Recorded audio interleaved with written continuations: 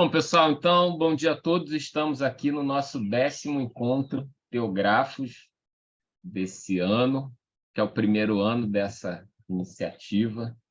De antemão, já agradeço a vocês por toda a jornada, toda a participação, incentivo, contando com vocês para o próximo ano, com certeza, onde teremos mais encontros. E nesse final de ano, apesar da correria, da agenda confusa de todo mundo e tal, mas eu quis marcar esse dia para a gente falar sobre um ponto de convergência de muitas das nossas expectativas e festejos, né, ligados à vida de espiritualidade de cada um, à dinâmica religiosa de cada um, que é essa época de Natal, né? De certa forma, falar sobre o Natal significa parece dar um fechamento para o ano, né? A gente já entra numa nova sintonia de encerramento de algumas coisas e início de coisas novas. E eu acho que, para a gente também, isso acaba tendo um papel importante dentro desse nosso projeto, desse nosso grupo aqui, que também é colocar algumas coisas num trilho de encerramento para pensar coisas novas para o ano que vem. E eu separei para esse domingo 2 textos, né, para esse nosso encontro, um texto do Antigo Testamento e um texto do Novo Testamento, que de alguma forma estão ligados, ou pelo menos são usados para essa época do Natal. O primeiro texto é um texto do profeta Miqueias, e o segundo é um fragmento lá do Evangelho de Lucas, mais chamado como Cântico de Zacarias. Então, esses 2 textos vão dar início à nossa reflexão e a gente vai seguir a nossa conversa com 3 textos, na verdade, auxiliares. Um texto de 2, eu diria, um é mais teólogo e o outro é mais historiador, que é o Marcus Borg e o John Dominic Crossan, no seu texto Primeiro Natal, e depois um fragmento de uma filósofa do século XX chamada Hannah Arendt, num texto, numa obra, né, chamada A Condição Humana, onde, de alguma forma, a gente consegue fazer uma ligação com essa questão também desse ambiente de Natal que a gente vive. Mas, então, começando os trabalhos de fato, vamos ao texto de Miqueias, que é um texto que já bota a gente para pensar em vários elementos. Diz assim o texto lá de Miqueias: Nos últimos dias, acontecerá que o monte da casa de Javé ficará firme no topo das montanhas e se elevará acima das colinas. Para lá correrão os povos e até lá irão numerosas nações, dizendo: Vamos correndo para o monte de Javé, para o templo do Deus de Jacó. Aí aprenderemos seus caminhos, para seguirmos os seus rumos. Porque de Sião sairá a lei e de Jerusalém virá a palavra de Javé. Ele será o juiz da multidão dos povos e dará sentença para as nações poderosas, até para as mais distantes. De suas espadas vão fazer enxadas, e de suas lanças farão foices. Um povo não vai mais pegar em arma contra o outro, nunca mais aprenderão a fazer a guerra. Cada um poderá sentar-se debaixo de sua parreira ou de sua figueira sem ser perturbado, pois assim disse a boca de Javé dos exércitos. Todos os povos caminham, cada qual em nome do seu Deus. Nós, porém, caminhamos em nome de Javé, nosso Deus para sempre. Um texto como esse, vindo da tradição profética, ele coloca na pauta muitas expectativas de um povo que tinha passado por momentos de dificuldade muito intensa. No caso do texto de Miqueias, a expectativa é de uma reconstrução, uma retomada, uma reestruturação de um reino que havia sido colocado numa posição de ameaça, no caso, o reino do sul ali da história de Israel, que era chamado de Judá, e por isso esses nomes acabam aparecendo com alguma frequência para a gente. A capital de Judá é Jerusalém.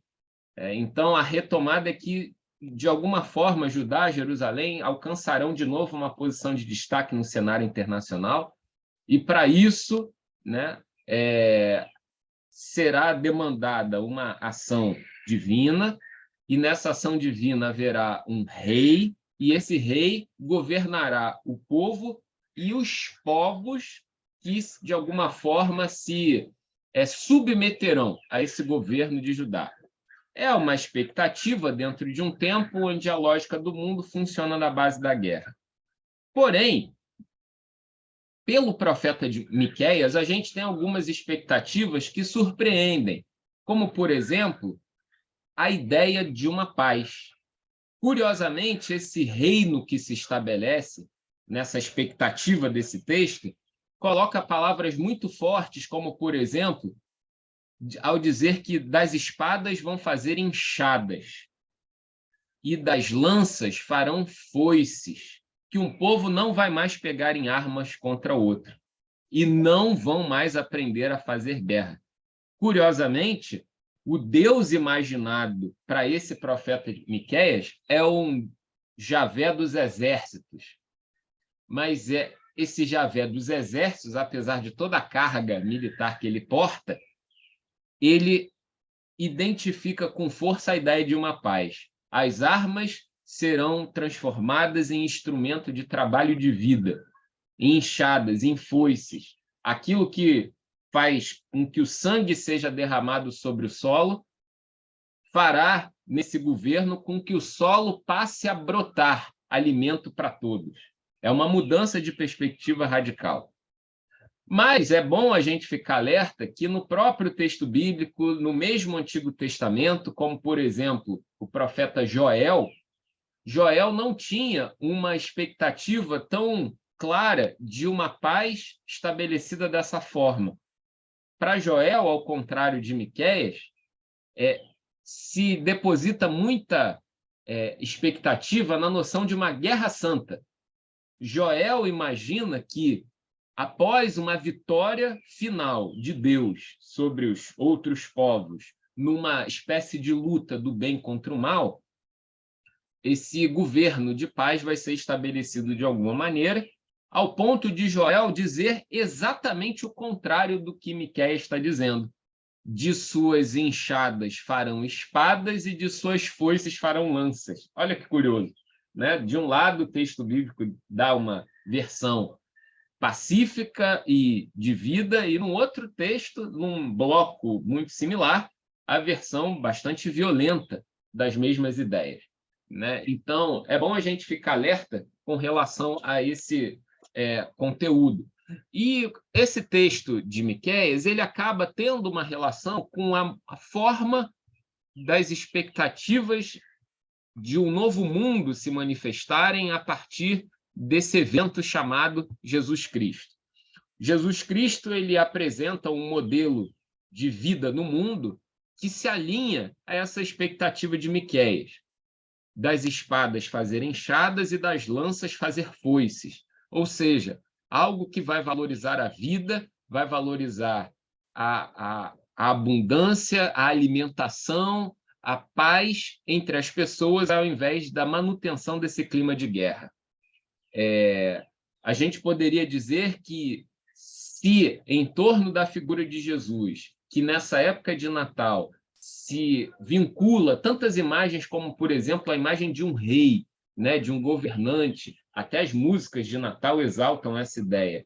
A gente poderia dizer, juntando o texto do Novo Testamento com o texto do Antigo Testamento, que o governo que foi interpretado como aquele que Jesus estabeleceria seria um governo que não é de armas. A vitória que Jesus estabeleceria sobre aqueles ambientes que precisariam ser derrotados não é uma vitória que se caracterizaria como um horror de guerra, né? Um governo que não é de armas, uma vitória que não é um horror de guerra. São expectativas já alimentadas desde há muito tempo, que parece que, de alguma forma, Jesus e os leitores da saga de Jesus se alimentam para construir uma interpretação daquele evento que, naturalmente, tem seu ponto de partida nessas histórias do Natal. E, justamente nessa frequência, a gente junta ao texto de Miqueias o texto do Evangelho de Lucas, lá no seu capítulo 1, que é um texto que traz também expectativas mais antigas, que é a canção ou cântico de Zacarias. E diz assim o texto lá do Evangelho de Lucas, capítulo 1, a partir do versículo 68. Bendito seja o Senhor, Deus de Israel, porque visitou e redimiu o seu povo. Fez aparecer uma força de salvação na casa de Davi, seu servo, conforme tinha anunciado desde outrora pela boca dos seus santos profetas. É a salvação que nos livra de nossos inimigos e da mão de todos os que nos odeiam. Ele realizou a misericórdia que teve com os nossos pais, recordando sua santa aliança e o juramento que fez ao nosso pai Abraão, para conceder-nos que, livres do medo e arrancados das mãos dos inimigos, nós o sirvamos com santidade e justiça em sua presença todos os nossos dias. E a você, menino, chamarão o profeta do Altíssimo, porque irá à frente do Senhor para preparar-lhe os caminhos, anunciando ao seu povo a salvação, o perdão dos pecados. Graças ao misericordioso coração do nosso Deus, o sol que nasce do alto nos visitará, para iluminar os que vivem nas trevas e na sombra da morte, para guiar os nossos passos no caminho da paz. Esse texto, na verdade, é uma espécie de ação de graças pelo fato de Zacarias, o pai de João Batista, ter tido aquele menino. E ele vai ser o profeta do Altíssimo e vai à frente do Senhor para lhe preparar o caminho.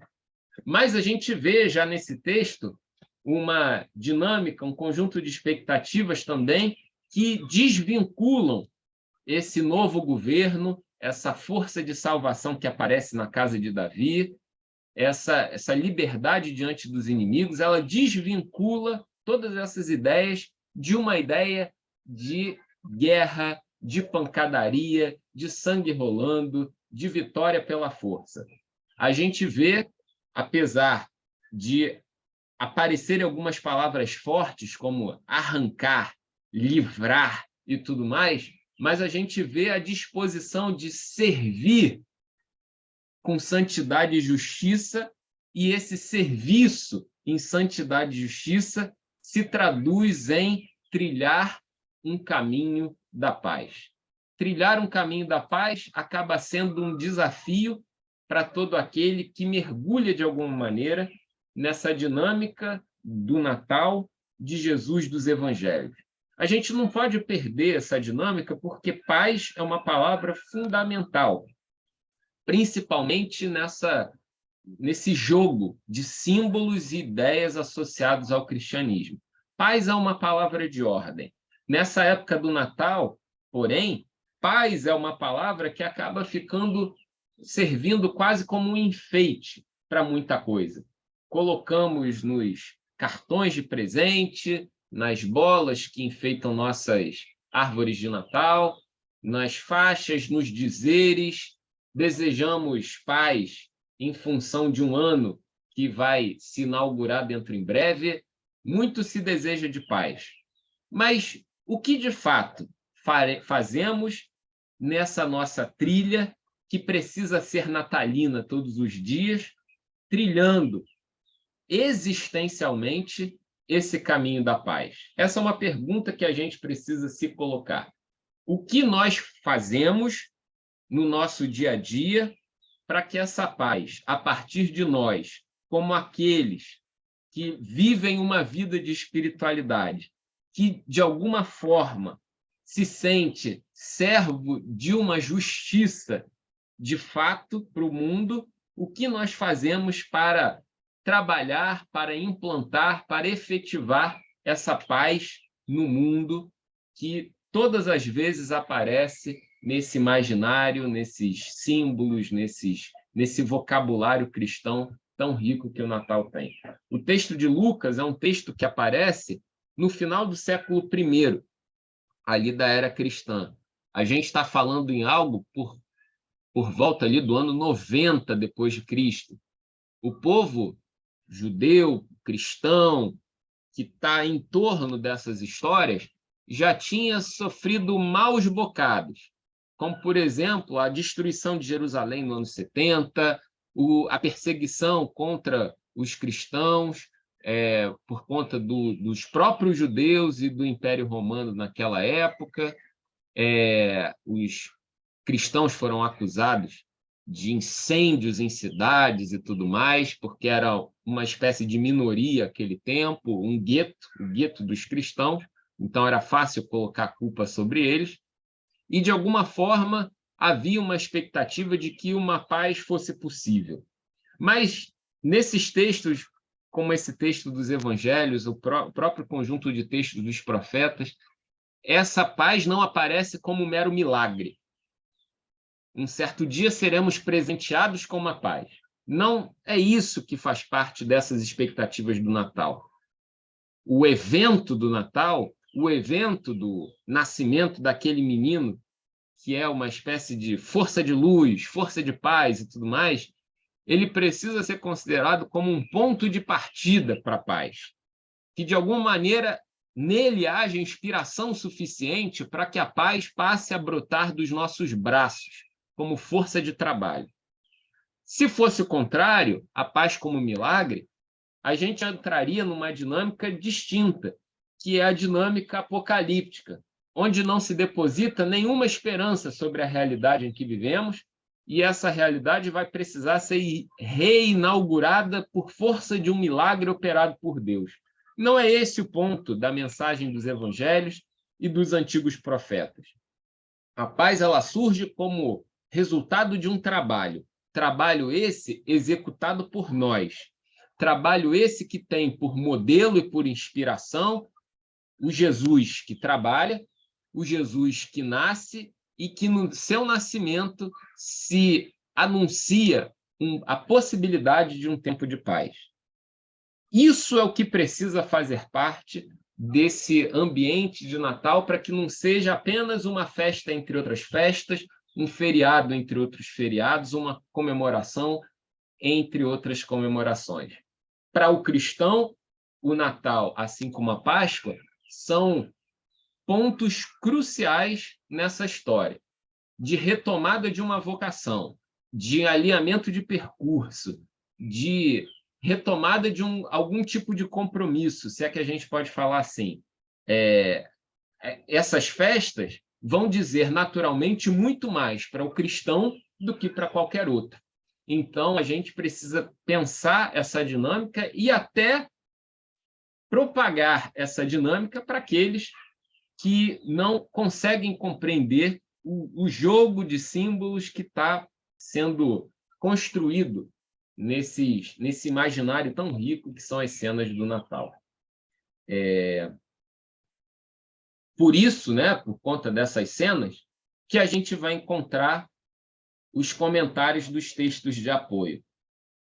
Talvez, até pela forma concisa de se apresentar, eu vou começar pelo último deles, que é o texto de um teólogo místico do século XVII chamado Ângelus Silesius.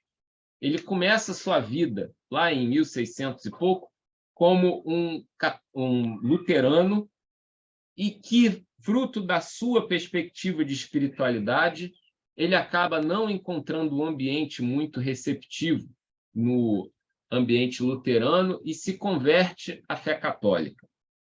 Ele, dentro de um conjunto de textos que se apresentam na forma de aforismo, desse conjunto de textos chamado Peregrino Querubínico, ele tem um enunciado muito rico que foi valorizado num outro texto de Leonardo Boff, onde ele fala explicitamente sobre essa questão do nascimento de Jesus e a força que isso tem. Diz assim o texto de Ângelus Silesius: nasça Cristo 1000 vezes em Belém, e não em teu coração, estás perdido para o além, nasceste em vão. Nasça Cristo 1000 vezes em Belém, e não em teu coração, estás perdido para o além, nasceste em vão. É óbvio que um texto como esse vai ter uma perspectiva da época onde ele foi concebido. Cabe a nós retomar um texto como esse repensando o seu conteúdo para o ambiente onde a gente se encontra. A gente tem, naturalmente, essa inspiração, esse chavão provocativo: nasça Cristo 1000 vezes em Belém e não em teu coração. De certa forma, o texto provoca o seu ouvinte a fazer com que algo de novo brote na interioridade de cada um. É preciso que isso, que é chamado de Cristo, nasça no coração dos homens. Ele pode até nascer 1000 vezes em Belém, pode nascer até 1000 vezes nos presépios das nossas estantes, dos nossos aparadores. Mas é preciso, de alguma forma, que esse nascimento seja um nascimento cardíaco ou cardinal, que ele nasça no coração de alguma forma, que a manjedoura ocupe espaço dentre o nosso sangue, entre as nossas válvulas cardíacas. Algo é preciso fazer para que esse menino, esse Cristo, nasça no nosso coração. Porém, é preciso pensar: que Cristo é esse que vai nascer no nosso coração? Porque também não adianta ser um Cristo qualquer. Esse Cristo qualquer, ele pode nascer 1000 vezes em Belém, pode nascer 1000 vezes em qualquer presépio, e talvez é melhor que ele nem nasça. Tamanho estrago que um Cristo qualquer pode causar. Mas é preciso que um determinado tipo de Cristo nasça explicitamente no nosso coração. Por mais que ele apareça como nascente 1000 vezes em Belém, 1000 vezes nas vitrines, 1000 vezes nas estantes. A pergunta que precisamos nos colocar é: que Cristo é esse que precisa ser nascido no coração? E o grande problema de pensar uma possível resposta para essa pergunta é que esse Cristo que nasce no nosso coração, ou que deve nascer no nosso coração, é, sem sombra de dúvidas, um Cristo que nós mesmos vamos construir. É um Cristo que nós, de forma individual ou de forma coletiva, vamos esculpir dentro da nossa realidade, com as nossas histórias, com a nossa visão de mundo, que foi algo que conversamos no nosso encontro passado, porque é inevitável que assim o seja. Todos construiremos um Cristo à nossa forma. Mas o Cristo que nós devemos construir é o Cristo bíblico. Infelizmente, meus caros, até para construir esse Cristo bíblico, tudo passará pela lente dos nossos olhos. E a forma como nos aproximamos desse texto bíblico, de certa forma, implicará a forma como usaremos os cinzéis, os martelos e todas as ferramentas para esculpir esse Cristo que deve nascer no nosso coração. Nesse sentido, então, o Natal é uma festa que nos chama a uma responsabilidade de montar, de criar, de construir, de moldar um Cristo que deve nascer no coração. Existem 100 formas de Cristos nascentes por aí. Diria que algumas delas, infelizmente, têm colocado nas mãos desse Cristo menino armas na mão e um uniforme militar. Mas isso é justamente o contrário de tudo aquilo que havia uma grande esperança que acontecesse. Há necessidade de se criar um Cristo que trilhe o caminho da paz. Esse Cristo que parece ser aquele dentro da nossa visão de mundo, dentro de uma pragmática, diante de um estado de coisas que a gente consegue vislumbrar, parece que esse é o Cristo útil para ser nascido. Um Cristo útil, né? Vamos sublinhar essa palavra. Um Cristo útil para ser nascido. Outras imagens do Cristo, mais belicoso, mais violento, parecem ser dispensáveis. E aí, nesse sentido, o texto prossegue. Se esse Cristo nascer 1000 vezes em Belém, não em teu coração, estás perdido para o além, nasceste em vão. Ora, o texto, na sua tradição original, como a gente tem essa versão que foi apresentada pelo Leonardo Boff, coloca desses termos, estás perdido para o além. Outra forma de traduzir seria, estás perdido eternamente. Né? Talvez justamente pensando numa noção de uma vida para além dessa vida, né? Para o além, para a vida que se segue a essa vida cotidiana que a gente leva. Mas até esses termos eu acho que a gente precisa repensar no nosso contexto, dentro dessa nossa jornada de pensar um Natal que precisa ser de paz na nossa realidade.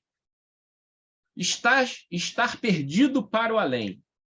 Estás perdido eternamente. A gente poderia ser um pouco mais comedido nessa noção de além, pensando da seguinte forma: estás perdido no seu próximo passo. Estás perdido para o seu próximo movimento. Não sabe para onde ir. Nasceste em vão. Tem uma trilha sem rumo. Nasça Cristo 1000 vezes em Belém e não em teu coração. Não consegue dar o próximo passo, caminha sem rumo. Estás perdido para o além. O além, justamente essa dimensão de futuro, que poderia, como assim o foi durante muito da tradição cristã, pensada como a vida para além da vida. Mas a gente pode pensar como simplesmente o próximo passo da vida. Ou a possibilidade de, a partir desse Cristo de paz, que é um Cristo que esculpindo, nascer no nosso coração, sabemos qual o próximo passo a dar. O próximo passo necessariamente vai ser um passo que trilha o caminho da paz, porque não há alternativa. E justamente essa caminhada passa a fazer sentido porque ela tem uma direção. Não é uma caminhada em vão, não é um início de jornada, um nascer que se perde ao longo da caminhada. Tudo acaba tendo um rumo determinado como sendo o rumo da paz. Bom, com essas provocações iniciais, a partir do texto bíblico e a partir desse fragmento, desse pequeno aforismo lá do Ângelo Silésios, eu queria ouvir de vocês se vocês têm algum comentário a fazer, alguma percepção, alguma ideia complementar, antes da gente prosseguir, porque aqui há um ponto de virada importante para que toda essa nossa dinâmica do Natal não seja apenas mais uma dinâmica entre tantas outras que a gente leva na nossa vida. A vida do trabalho, a vida da família e a vida das festas.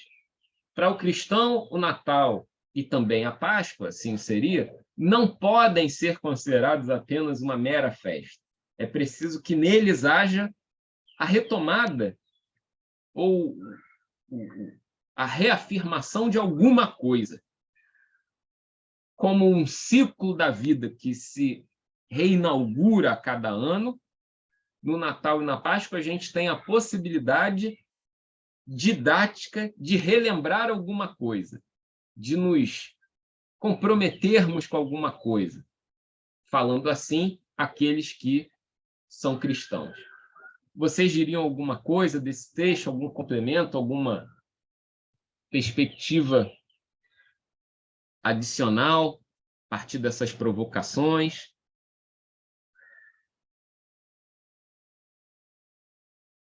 Emílio, Crisão,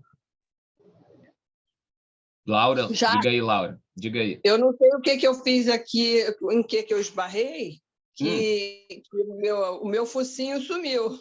Ah, mas olha, estamos ouvindo você perfeitamente aqui. Eu vou até Então, mandar tá para bom, você meu amor. o... O Jackler, Diga aí. deixa eu ver se acertei. Pronto, foi. Voltou, pronto. Eu resumiria mais ou menos o que você falou num versinho que uma amiga minha me disse há muitos anos e que eu acho, apesar de toda a simplicidade, eu acho que ele é muito verdadeiro. O versinho diz assim: o mundo seria melhor se o Natal não fosse um só dia, se as mulheres fossem Maria e os homens fossem José, e se a gente se parecesse pelo menos um pouquinho com Jesus de Nazaré. Eu acho que vale esse esforço que a gente faça a cada dia, nos 365 do ano, para a gente se parecer pelo menos um pouquinho com Jesus. Essa frase, esse versinho que você trouxe, justamente vai ao cerne da questão.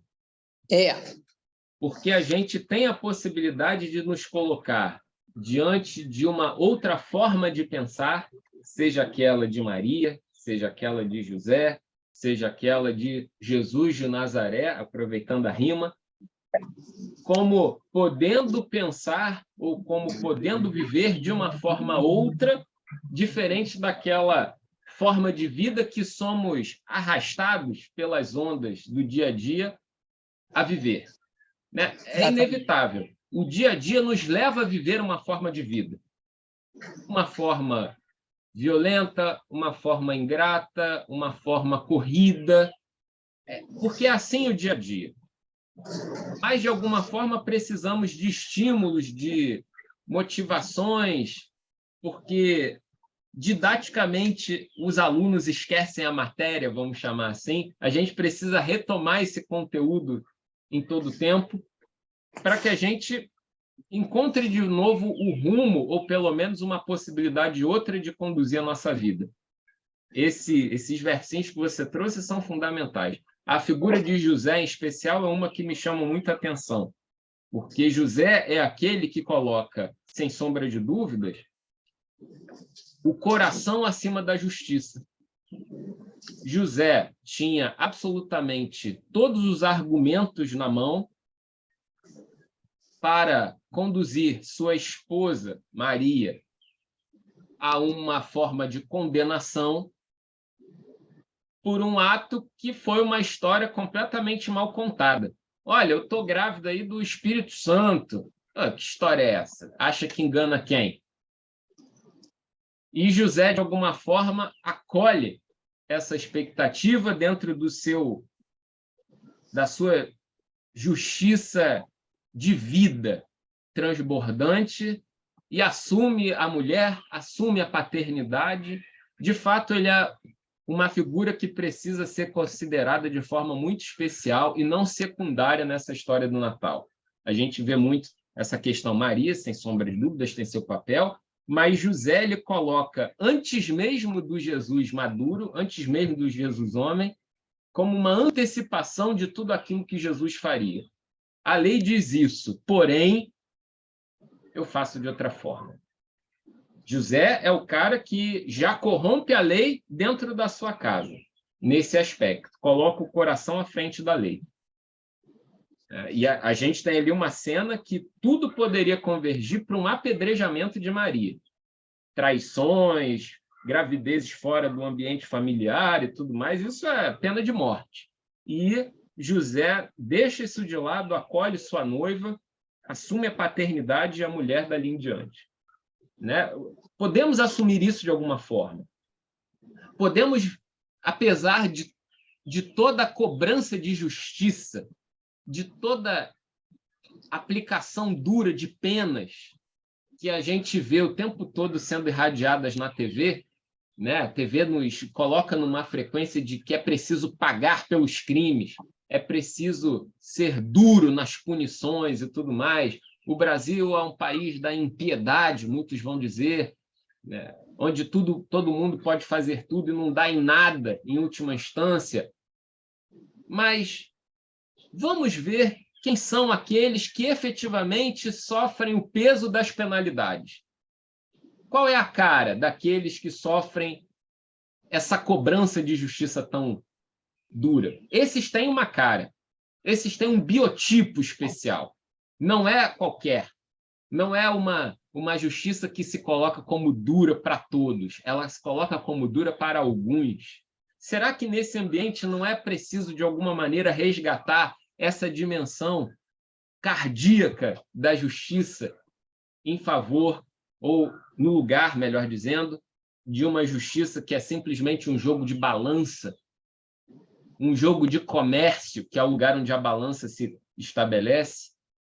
É preciso que haja uma disposição interior, visceral, né, para que essa justiça de paz aconteça de alguma forma, sem sombra de dúvida. Não sei se a Crisão ia comentar alguma coisa, ela fez em um dado momento algum movimento, mas isso foi impressão minha. Eu queria falar um pouquinho a respeito fala aí, dessa questão do Natal, porque eu sou um pouco estranha em relação ao Natal do jeito que ele é apresentado para nós.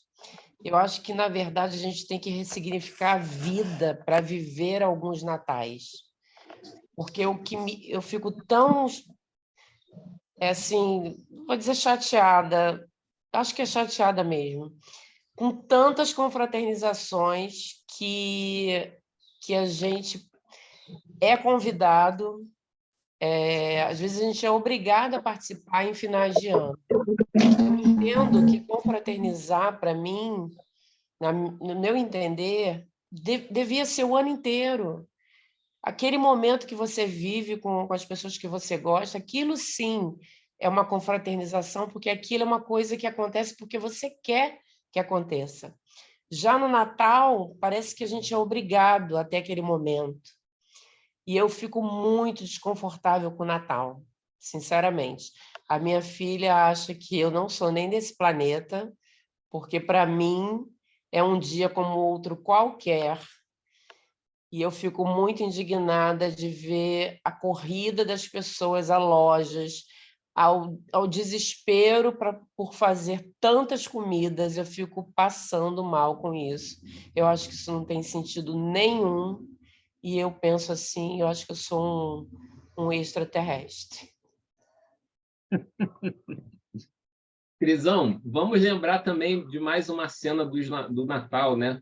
A gente vê uma tentativa na cena bíblica de se fazer uma festinha ali por conta da cena do nascimento de Jesus. Vêm os camaradas lá do outro lado do mundo levando presentes, simplesmente. Ouro, incenso e mirra, né? Aqueles magos do Oriente, que são colocados na história de uma maneira muito curiosa, porque eles são justamente a contrapartida daquilo que não é judeu nem é cristão. E eles vão levando ali os presentes embalados com papéis brilhosos e fitas por cima e tudo mais, talvez querendo inaugurar o primeiro amigo oculto da história.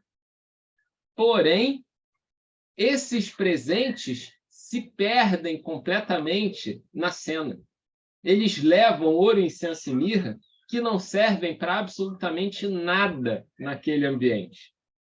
Não faz sentido, apesar do esforço deles de serem guiados pela estrela e tudo mais, ouro, incenso e mirra são absolutamente diluídos numa cena onde há bois, um coxo para alimentar bicho, carneiros, um monte de barro, uma cena suja. Talvez eles tenham chegado lá no lugar e falaram: onde é que eu boto isso? Bota ali no canto, porque não tem uma árvore para colocar os presentes embaixo, nem uma caixa enfeitada para colocar os presentes dentro. Esses presentes se somem, eles desaparecem na história. E talvez seja um pouco isso que você esteja vibrando de alguma maneira. Sua reescrita do Natal é, de alguma maneira, a aniquilação desse movimento que vem todo animadinho para fazer uma festa, mas, na verdade, o sentido pode ser outro. E que bom que cada um vai encontrando, nesse nascimento do Cristo, um Cristo para si.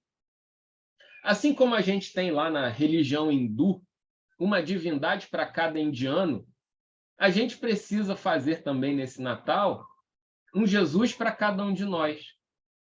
Qual é o Jesus que faz sentido para cada um de nós? Dentro da história que portamos, dentro dos desafios que trilhamos e dentro também das expectativas daquilo que pretendemos ser, dentro daquilo que identificamos em nós e que, de alguma forma, esse menino que nasce nos convida a ser algo diferente. Sem sombra de dúvidas, Crisão, sua sua lembrança de toda essa correria não combina, de alguma maneira, com essa cena da maternidade. Acho que a última coisa que uma mãe quer na maternidade, no ato de dar à luz, é a correria.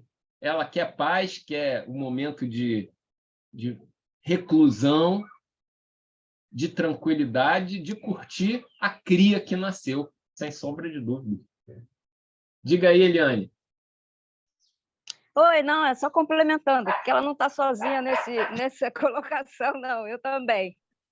Mas eu estou tentando realmente ressignificar essa data, porque, na realidade, a gente vai com o tempo pensando sobre isso e vendo. E, no caso, né, eu fiz uma associação que, muitas vezes, quando tem o aniversário da pessoa, né,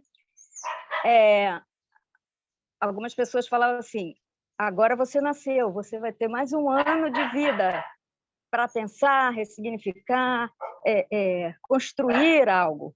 Então, no meu processo está assim, é um novo começo, é mais um ano que eu vou pensar nessa ideia sobre Jesus na minha vida, como você mesmo colocou, é um novo significado, é tentar construir um novo significado. Isso mesmo, e a gente É acabou isso. de... Não, maravilha.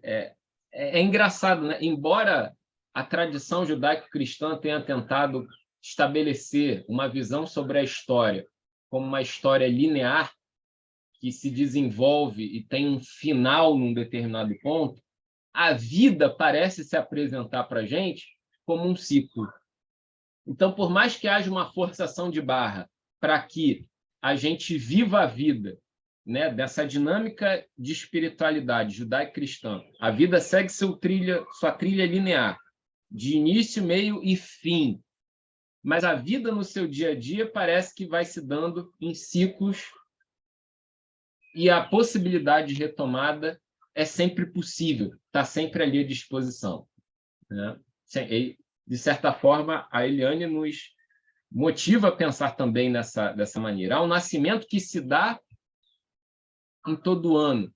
Estou dizendo, pegando as carona nas palavras da Laura, é um nascimento que pode se dar a cada dia. Quando você acorda, se olha no espelho para lavar o rosto, você se faria a pergunta: que novo eu nascerá hoje? Ou que nova parcela de mim se inaugurará como nova nesse dia de hoje? Qual o Natal de mim mesmo que eu vou festejar nesse novo dia com que eu sou presenteado, né? E nessa brincadeira a gente acabou descobrindo que aqui no Teógrafos a gente começou a abranger dimensões interplanetárias, porque a gente agora tem duas alienígenas, né? A Crisão e a Eliane, né? Que se identificaram aí como não sendo desse planeta.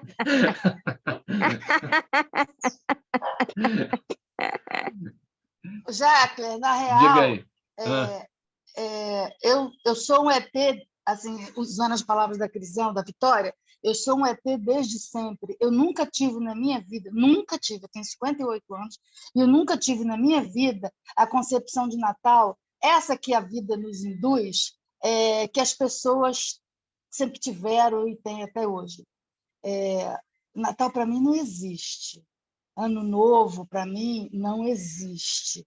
E eu sempre fiquei com isso guardado dentro de mim, porque as pessoas sempre criticavam, julgavam, porque Natal é amor, Natal é paz, Natal é luz.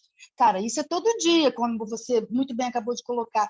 Quando eu levanto, quando eu acordo e que eu tenho que trabalhar, aquele é o meu Natal, é o meu nascimento, é a paz que eu tenho que ter para mim mesmo, para minha vida, para minha família, para o meu trabalho, para os meus amigos.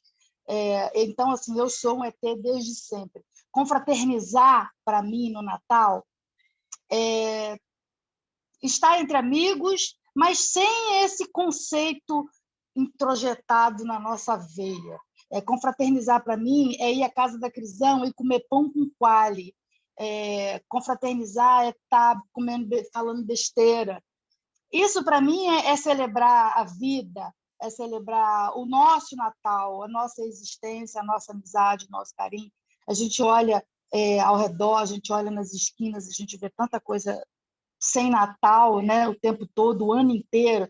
Então, é aquela pergunta, o que eu estou fazendo se eu sou cristão? Eu sou cristão? Se o Natal é esse significado extremamente, assim, estritamente cristão, o que eu estou fazendo se eu sou cristão? Então, eu não sou. Então, eu sou um ET desde sempre, sim, e graças a Deus por isso.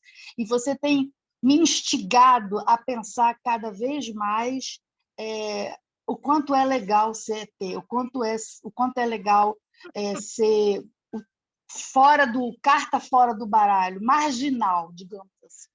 É isso. Acho que a gente tem que botar a sede do Teógrafos lá em Varginha. Já estou começando a desconfiar disso. E a gente passa os natais juntos, hein? Eu e Pois Cláudia. exatamente. E da maneira mais tranquila, como seres humanos normais, sem vários perus, vários Chester, porque a gente nem tem estômago para isso. É verdade. A Cláudia tocou num ponto crucial nessa retomada desse Natal. Beleza, para a gente pensar o Natal é fácil, porque a gente já foi arrastado pela nossa formação cristã, social, familiar, a viver de alguma forma, querendo ou não, essa dinâmica da festa. A gente pode se deixar levar ou reagir de alguma maneira. Mas a Cláudia tocou num ponto que é assim, visceral. E onde o Natal é impedido de acontecer? E onde o Natal é proibido de se dar? Que é justamente no ambiente que se opõe à festividade do Natal, o ambiente da escassez, o ambiente da ausência e não da presença ou do presente. Porque é o antinatal, que também acontece todo dia. O que se dá não é nascimento, o que se dá é falecimento, né? Então, existe, em paralelo ao Natal que se estabelece, em paralelo a esse Natal que nos desafia, um antinatal que nos denuncia. Será que é possível abraçar, aniquilar de alguma forma esse antinatal? Porque se o Natal servir minimamente para aniquilar esse antinatal, haverá lucro nessa história. Se essas forças opostas entrarem em colisão e promoverem pelo menos uma nulidade num dado momento, a gente já tem alguma vantagem. Mas a gente vai retomar esse ponto lá no finalzinho. E pegando carona nesse ponto que a Cláudia levantou a bola para a gente cortar, o texto 3...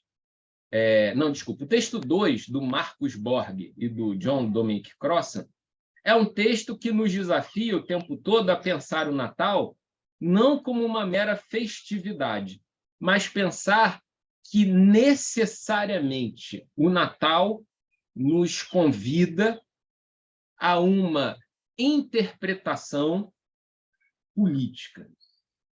O Natal não pode ser tomado como uma mera festa sentimentalizada, embora nunca deixará de ser. Embora, por força da nossa formação, por conta do país em que vivemos, na posição em que ocupamos no globo, mas, embora tenha todo esse lado emocional, sentimental, ele se dará com força maior enquanto ele estiver exaltando a sua dimensão política. E no conjunto... Opa! Oi, estamos ouvindo. Desculpa, porque eu estava sem áudio e consegui consertar. Opa, maravilha, então. Aí eu falei alô para testar, desculpa ter interrompido. Não, que isso, está tranquilo. Oi, todo mundo que me deu oi, eu não respondi. Esse é o milagre do Natal, milagre do Natal. Gilda. Nasceu o som. Não, o maior milagre é eu ter conseguido entrar nas configurações e descobrir o erro. Eu sou aí, zerada. Ai, graças a Deus, estou sendo ouvida, horrível. Desculpa, gente. Agora Não, cala a boca, Gilda. Tá bom, mas eu ouvi tudo. Tá? Não, beleza. Beijo, até mais. Até mais não, que eu vou ficar. Não, fica aí, fica aí. Bom, então aqui, sobre essa questão da dimensão política e não meramente sentimentaloide do Natal, a gente precisa se perguntar o seguinte, é o desafio que o autor nos faz. O que essas histórias significaram e significam? Né? Uma possibilidade de dar sentido. Nós, enquanto seres humanos, somos desafiados o tempo todo a dar sentido para as coisas. Essas histórias significaram algo ao longo da história. E qual significado nós daremos no contexto da nossa história? Vai ser o mesmo significado que sempre se deu ao longo da história, ou nós, com a nossa história, inauguraremos algo novo, de sentido para essas histórias? Então, a gente pode, nesse compromisso com a ideia de algo que se faz novo a cada dia, a cada ano, ou a cada momento qualquer que seja, dar sentido a essa história do Natal. No contexto do texto original, lá do Evangelho principalmente, havia um sentido que acaba passando, derrapando por nós e é pouco valorizado. Que, embora a gente tenha toda essa exaltação de Jesus como Filho de Deus, como Salvador do mundo, como Senhor e tudo mais, essa maneira de expressar o evento Jesus é uma reação à vida cotidiana. Dizer que Jesus é o Filho de Deus, dizer que Jesus é o Salvador do mundo, dizer que Jesus é o Senhor, é uma espécie de tomada de posição dura, dizendo, em contrapartida à vida cotidiana, que o imperador não é o Filho de Deus, o imperador não é o Salvador do mundo, o imperador não é o Senhor. Isso é uma tomada de posição muito dura, embora essa história fique, de certa forma, sentimentalizada. Como se, na vida cotidiana, qualquer um se dissesse, pela sua posição política, eu sou o Filho de Deus, eu sou enviado de Deus, eu sou um Messias, eu sou aquilo outro. O Jesus dos Evangelhos, com a sua forma de anunciar esse nascimento, vai dizer, não. É esse menino pobre que se coloca como uma força de oposição a esse poder imperial. A história do Natal, narrada pelos evangelhos, não é uma mera história, é uma reação. Uma reação, a gente poderia dizer, uma reação política, muito dura. E que, né, como a gente já cantou 1000 vezes, essas músicas de Natal ao longo da vida, isso passa totalmente desapercebido. Se, por um lado, o imperador impunha a paz pela vitória, a paz pela guerra, a Pax Romana, que era a noção de mundo, de paz no mundo daquele tempo, o Jesus que nasce, ele apresenta a paz como a paz pela justiça, a paz pela misericórdia, a paz pelo coração. A reação também é nessa dimensão. Não é possível, nesse compromisso natalino, valorizar a manutenção de uma paz como uma paz que se dá na base da espada e da lança. A paz que se inaugura no nascimento de Jesus e se desenvolve no seu trabalho é uma paz das enxadas e das foices. É uma paz que é semeada e que é colhida a todo dia, ao contrário da paz pela força bruta que a gente encontra na forma do mundo viver. Ou seja, o Natal nos coloca sempre ao convite de uma contrapartida à forma de viver a vida cotidiana. É preciso que, como o Borg e o Crossan vão dizer, que a gente o tempo todo não limite o Natal à festa, aos enfeites, a essa dimensão limitada de aparências que geralmente acaba tendo, mas como um convite para a gente pensar sobre os novos meios que a gente vai trabalhar para construir a paz na nossa vida cotidiana. Para além de uma camisa, de um brinquedo, de um novo eletrodoméstico, que cada um pode ganhar por ter sido depositado aos pés da árvore de Natal, como também se a gente ganhasse junto desses presentes, se for o caso, uma colher de pedreiro, um esquadro, uma régua, uma chave de fenda, um martelo, e esses elementos de construção fossem embalados, enfeitados, como se alguém simbolicamente dissesse para você: eu lhe entrego também, junto dessa camisa, mas eu lhe entrego também uma ferramenta, porque é com essa ferramenta que você vai ajudar a construir a paz na vida que segue, a partir do dia seguinte.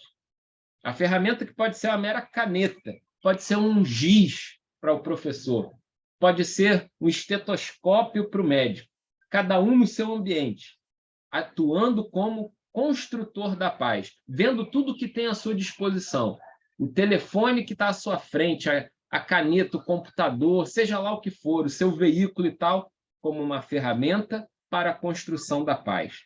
Essa paz da Terra tem que deixar de ser um mero enfeite e passar a ser um alvo combinado por todos aqueles e aquelas que celebram essa festa do Natal.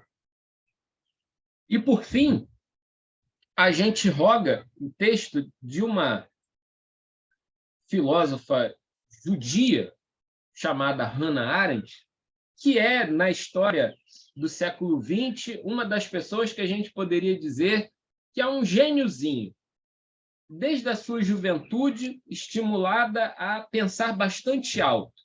E, em algum momento, ela traz para a sua reflexão algo que, de certa forma, se alinha à nossa conversa aqui sobre o Natal.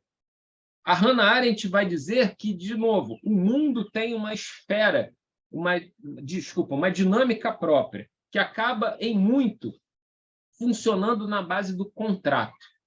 Porque o contrato ele supera a nossa incapacidade de perdão, que, na prática, é muito limitada, e, de alguma maneira, faz com que se gere uma expectativa, apesar de toda descrença nas pessoas, porque um contrato foi estabelecido, está escrito. Então, eu posso esperar algo no dia seguinte, porque um contrato se firmou. Mas o ser humano, na sua dinâmica, ele não vai dar conta dessa dinâmica contratual, como se dentro dele tivesse um germezinho que é a degradação das coisas. Como a Hannah Arendt aprendeu na sua jornada, o ser humano é um ser que caminha para a morte. E isso, de certa forma, incomoda ela de alguma maneira. O ser humano como alguém que caminha para a morte. Então, até esses contratos vão caminhar para a sua própria dissolução. É preciso que haja, então, alguma dimensão de esperança para essa vida que se leva. É preciso encontrar, nessa vida que caminha para a morte, a possibilidade do renascer dessa vida. E o que aparece como renascer da vida, o que aparece como ambiente de perdão, o que aparece como motivação para uma dinâmica nova, é o nascimento. O nascimento aparece nessa história como um milagre que supera e que vence esse natural caminhar para a morte. O nascimento é o que reinaugura a vida a todo instante e coloca a gente diante da possibilidade de reescrever cada história, inclusive a nossa. Que os negócios humanos, fadados ao fracasso como naturalmente são, colocasse uma espécie de esperança no mundo, porque o ser humano nasce a cada dia. É uma espécie de boa notícia, um Natal que se inaugura em cada maternidade, nas mãos de cada parteira desse mundo afora. Cada pessoa que nasce nesse planeta é a possibilidade de o mundo se dar de uma forma diferente. É a possibilidade da paz misericordiosa começar de alguma forma. O fato de das pessoas nascerem diariamente é um milagre. É algo recheado de significado, de símbolo, que faz, como já se disse aqui, que o Natal aconteça diariamente. Cada criança que nasce, preta, branca, indígena, oriental, seja lá qual for, é a possibilidade de o mundo se dar de uma forma diferente a partir dela e a partir de todas elas. Cada criança que nasce já porta consigo a responsabilidade de refazer o mundo e, ao mesmo tempo, o trabalho de transformar e de significar o mundo que recebeu. Só que de uma forma positiva. Como numa corrida de revezamento, nós que estamos nesse tempo presente aqui, vivendo e vendo essas crianças que nascem, nós somos aqueles que passam o bastão. Nós somos aqueles que combinamos que estamos correndo juntos, mas que, correndo juntos, temos algo a passar. E o que é aquilo que estamos passando a todos aqueles que estão nascendo nesse momento? Porque é um Natal que se dá e um Natal que persiste. Nós temos o nosso Natal diário, o nosso Natal anual, o nosso Natal a cada instante, mas o tempo todo nós somos mergulhados numa dinâmica de um novo Natal. Na família de vocês, vez por outra, aparece uma criança nova. Já está recebendo o bastão da existência. Vai herdar alguma coisa, vai fazer alguma coisa. Eu gosto muito das palavras do Alexandre, quando ele comenta dessas oportunidades de batismo e tudo mais, onde, diante da família, diante daqueles ambientes, numa cena de batizado e tudo mais, ele vai dizer, olha, espero que essa criança cause bastante no mundo, em outras palavras. Cause bastante transtorno para a realidade dada. Que seja, de fato, algo diferente. Porque é isso que a gente precisa ser, de alguma forma, nessa nossa nova dinâmica do Natal. Bom, de alguma maneira, dentro do tempo que a gente tinha separado, essas são as palavras com que a gente fecha o nosso Teógrafos esse ano. Que vocês, individualmente, tenham, cada um Natal que seja a possibilidade, por mais trivial que ele seja, de refazer alguma dimensão, por menor que seja, da vida e da vida de quem está à sua volta. E até aproveitando, eu queria convidar vocês a uma iniciativa que alguns que estão aqui, como a Cláudia, a Crisão, a Patrícia em especial, têm tentado, de alguma forma, trazer um Natal diante do antinatal dessa realidade dura que a gente enfrenta. Semanalmente, essas mulheres, a Laura também, a Gilda também, né? Aqui temos quase que o time completo dessa empreitada. Semanalmente, essas mulheres vão às ruas entregar alimentos para aquelas pessoas que vivem da escassez. Semanalmente, nas noites cariocas, centro da cidade, aquela região que a gente sabe que, para além dos dias de semana, é de total abandono e escuridão. E, nessa época de Natal, elas se mobilizaram na intenção de fazer uma festa da abundância para vencer a festa da escassez. E elas estão organizando um movimento de preparar uma grande, né, oferta de alimentos para aquelas pessoas que se encontram como moradoras de rua, no dia 23 de dezembro. Dia 23 de dezembro. E nessa época que elas estão se preparando, reunindo recursos, se organizando para comprar o material. E aí, em nome delas aqui, eu faço um convite a todos vocês que querem se sentir diferentes de alguma forma nesse Natal, a mergulharem nessa dinâmica, seja contribuindo com recursos para o projeto delas, seja participando efetivamente dessa iniciativa, que vai se dar no dia 23 de dezembro, nas ruas do centro da cidade. E eu vou fazer o seguinte para vocês. Eu vou, assim que a gente terminar o nosso encontro aqui, eu vou mandar para todos vocês o contato da Cláudia e da Crisão. Porque aí vocês podem combinar diretamente com elas, que são as grandes cabeças dessa empreitada, se for a intenção de algum de vocês de ajudar de alguma forma. Elas têm demandas, elas têm metas, elas têm uma expectativa de, se não me falha a memória, de distribuir 400 quentinhas para fazer frente ao antinatal diário dessas pessoas. E aí vocês entrem em contato diretamente e combinem alguma forma de apoio. São pessoas que eu assinaria um cheque em branco e daria na mão delas, porque são pessoas fantásticas que fizeram da doação de si a própria forma de viver a vida.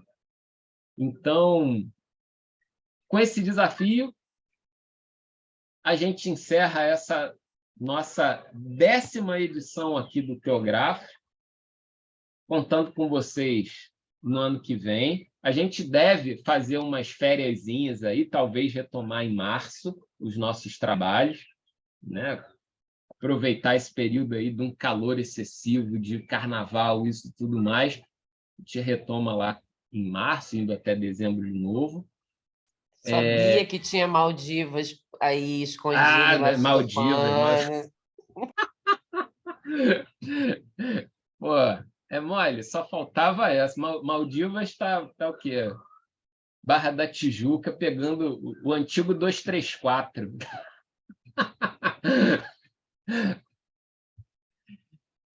Isso sem ar-condicionado, hein, se der mole. Até parece. Galera, é isso então. Muito obrigado, que vocês tenham um momento de final de ano ultra especial, porque vocês são pessoas mais do que especiais, e a gente vai se esbarrando aí dentro dos nossos encontros e desencontros no finalzinho desse ano e no ano que vem. Um beijo grande para todos vocês e a gente segue o nosso caminho. Feliz Natal para todos! Se é que Natal agora... Feliz Natal para todos! Tem o Feliz mesmo Natal! Vocês também. Um ótimo ano novo! Já que não ganhamos a Copa, né, só podemos ter um Feliz Natal, né? Isso. Abraço, galera. Beijo para todos. Beijo. Igualmente. Tchau. Beijão. Tchau.